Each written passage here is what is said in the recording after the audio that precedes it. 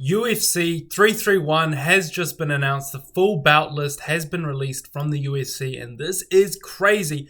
This is crazy. We have Joshua Van versus Alexandre Pantoja in the rematch as the main event for the flyweight title of the world. We have Arman Tsarukyan versus Mauricio Ruffy in the co-main event, a 5-round co-main event. I made a video about Arman versus Charles being the co-main event. This has not occurred. We're getting Mauricio Ruffy instead. I think this is because Charles Oliveira's teammate and friend recently passed away. Rest in peace. It's very understandable that he doesn't want to go into a training camp right after his best mate has just died. Put himself through 7 weeks of hell after his friend has just sadly passed away. So very understandable. Big step up for Mauricio Ruffy. And I'm a big Ruffy fan, but Arman Tsarukyan is not Michael Chandler at the White House. He's not 40-year-old Michael Chandler. He's Arman Tsarukyan. He's the uncrowned champion of the lightweight division. In my opinion, Arman beats... It's a tough fight against Ilya, but I think he beats Ilya. I think he beats Justin. I think he's the uncrowned champion of the 155-pound division. And it's not as if this guy is the best in the world, but no one gives a shit about him. He's the best in the world, in my opinion, and people give a shit about him. He's one of, if not the top three, he's one of the top three guys at the very least, even if you're not a fan. He's up there with Charles, he's up there with Ilya, and he's up there with Justin. And he's very popular. He's very popular now. The streaming with Nina Drama, all that crap that I'm not a big fan of, but the casual audience are. And I can see why. It's kind of entertaining. He's a pretty funny guy. People call him the Batman of the UFC, the Bruce Wayne of the UFC, because he's a rich kid. I can see it a little bit. He's got a fan base now. And if he goes out there and he beats up on Mauricio Ruffy, it's going to be big. It's going to make him a massive star in the UFC. And he'll challenge for that title if he gets this win. Obviously, I want Ruffy to just wheel kick KO him. Ruffy's style, it's like watching a prime Conor McGregor. Arman's a relatively entertaining fighter, but he's a chain wrestler. He's a grappler. He wants to get the fight to the ground. He went out there and he subbed Dan Hooker. He's gone out there and he's had exciting fights with guys like Charles Oliveira. And I think that's it. I think his last 2 fights have been Charles Oliveira and Dan Hooker. So the inactivity on this guy is pretty shocking. But in any case, I think he's had some relatively entertaining fights thus far.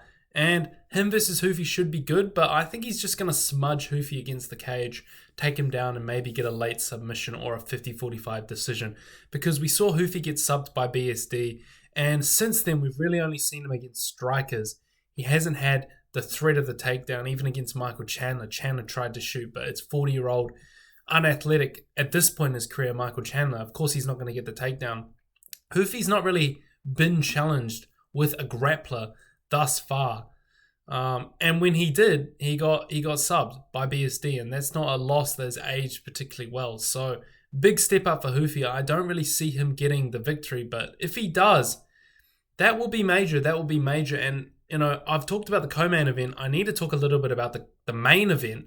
Joshua Van, these bitches love Sosa. Oh, and I know it. He's walking out to Chief Keef. He's the man, bro. I'm a big Joshua Van fan and stan. Don't get me wrong. I think he might lose to Pantoja. People are very hot on Joshua Van right now because of the Taylor performance, because he defended the takedowns from Taylor. Taylor is not the same level of grappler as Alexandre Pantoja.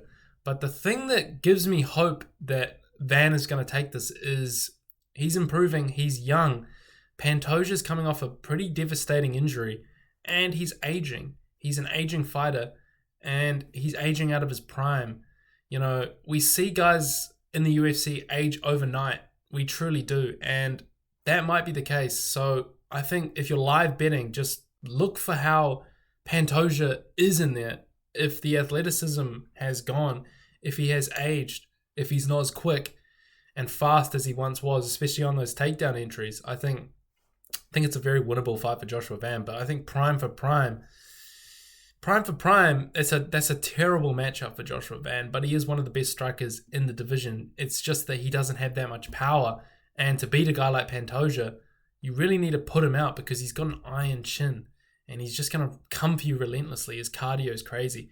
I actually made a full video breaking this down a couple of weeks ago after the McGregor card, where I said a similar sort of thing. I feel like Van has what it takes to be champion and to be a really good one in the flyweight division. But there's two types of matchups that I worry for him against, and it's power punches, so someone like Manel Cap, and it's guys who can really truly chain wrestle and get him to the ground, because he's only been doing MMA for like 5 years. It speaks to how talented this guy is, but he's only been doing MMA for about 5 years, and you know the level of experience difference between him and Pantoja as he likes to call him, it is still relatively high at this point in both of their careers, but it's just really going to depend on whether or not Pantoja is completely washed or not, or maybe if Van has truly just improved and he's this insane phenom even more to a level that we once thought. We already know he's great, but if he can go out there and beat a Pantoja that looks fast and looks like his prime self, then he might be unbeatable in the flyweight division. So those are the two main fights on UFC 331. We've been waiting forever to see this, and it's just been announced. Crazy fights. I gotta take Pantoja though. I gotta take Pantoja, and I gotta take Arman. But I want Ruffy and I want Van, and my mind will probably change closer to the fight. But those are just my early predictions right now. In the rest of the main event, we have Patricio Pitbull versus Do Hoi Choi. That's an underrated banger. Do Hoi Choi, the Korean Superboy, and he's going in there against number 15 ranked Patricio Pitbull. Pitbull's just clinging on to that 15 ranking. He's just holding on to that shit with fucking, for dear life. He's gone out there and he's lost against a lot of guys. I think he lost to Aaron Pico recently. He's a punching bag. Do Hoi Choi is going to chin him pretty easily, in my opinion. Alonzo Menifield versus Ivo Baratsky. Is Ivo that Iwo? I think he's that young, undefeated light heavyweight with the one tattoo, with the tattoo sleeve. I'm pretty sure it's him. He is fucking insane. I think he's undefeated. I think him and Navajo Sterling are like the future of the light heavyweight division, and I'd love to see them clash. I'm taking Iwo, bro. Alonzo Menifield is shit. Like, let's just keep it real. He's not that good. He's number 14 ranked. If you're any sort of striker, you will chin this guy. If you're any sort of wrestler, you will out-wrestle this bloke. This guy really is just, he's there because he's there, right? It's all kind of a weak division. Gable Stevenson versus Sean Sharaf. They're feeding him a can. They're feeding him a bum. Gable Stevenson is going to go out there and look like a marauder against an unranked slob heavyweight. And that's the way the UFC likes to build up these guys. We don't want him in there with fucking Volkov straight away. We don't want him in there with, who's a good heavyweight? A guy like Josh Hockett. We don't want those guys, those really high-level guys in there against a guy like Gable Stevenson, who's very green. I think Stevenson can have a great career, and I think he can beat some of these guys. But give him time, It's only his 5th professional MMA fight, and it's only his 2nd in the organization. Give him time. He looked a little bit shaky in his first UFC fight, in his debut. He looked very keen to get the knockout. He really did, and I think he rushed a lot of things. And so I feel like it's good to just build this guy up slowly, because he has the potential. The loophole himself, he has the potential to be a massive star in the UFC. He's coached by John Jones. People are saying it's like the next Daniel Cormier. He's got the wrestling. We'll see if he can actually land some takedowns this time, or if he's just gonna knock this bloke out with relative ease. Sean Sharaf, not really a big name. Just an unranked blob for him to fucking style on. And then we've got Marlon Vera versus Charles Jourdain. Charles Jourdain, underrated in the flyweight division, now moving up to the bantamweight division. It depends on what version shows up. I think he's probably going to beat Marlon Vera, because Marlon Vera, at this point in his career, is a punching bag and gets hit way too much. He's probably going to get hit and outstruck brutally for the first 2 rounds. And then, Jourdain's going to get and then he's maybe going to turn it up in the 3rd round and try and maybe get a knockdown or something, but Jourdain's going to have bagged the first 2. And against a guy like Marlon Cheeto Vera, that's not that hard to do, because he starts so slow. He starts, at a snail's pace, really. So I feel like Jourdain's going to get that done.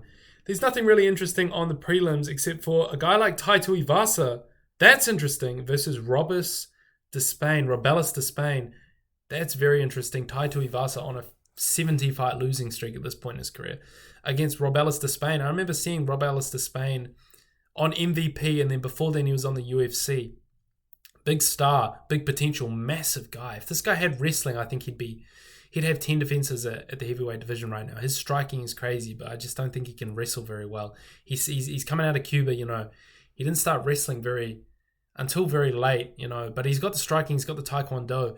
It's going to be a pretty easy fight for him, in my opinion. I think Tai Tuivasa is beyond washed. I don't know how he's not cut from the UFC. He just went out there and lost to Louis Sutherland, of all people. And who's fighting this weekend. So, yeah, interesting. But, yeah, fuck this guy, bro. I mean, Tai Tuivasa is just a fat blob. Like, the bro does not train. He doesn't take the sport seriously. At one point, we were talking about this guy versus John Jones. If he knocked out Cyril Gane, which he was very close to doing, he would be challenging John Jones, bro. Imagine a world where Tai Tuivasa beat John Jones. Imagine a world where Tai Tuivasa got the knockout against Cyril Gane, and then he went out there and somehow beat up on John Jones. Imagine that. The first real guy in the UFC to beat up on John Jones was Tai Tuivasa. But it's not the case, and he's going to get slimed out brutally by Robelis de Spain. And that's about it. Very interesting. There's a couple other fights on there. Casey O'Neill versus Eduardo Moria in the flyweight division, WMMA, if you're a fan of that. Giga Chikadze versus Yoanderson Brito. I mean, I know Giga's pretty decent. I like his striking, so I'll probably take him. But overall, it's a good card. I'm very hyped for the co-main event and for the main event. Probably more hyped for the co-main event than the actual main event. I was really thinking we were going to see Charles versus Arman for the BMF in the main event, but it makes sense that, Charles doesn't want to fight at this point. It's fair enough. It really is. Joshua Van versus Pantoja. I feel like it's going to be a war. I feel like Pantoja's going to take it, man. But I really want to see Van get the W. Let me know what you guys think about this in the comments below. UFC 331, big news. I'm hyped, man. I really am. I'll see you boys later. Like and subscribe. Much love.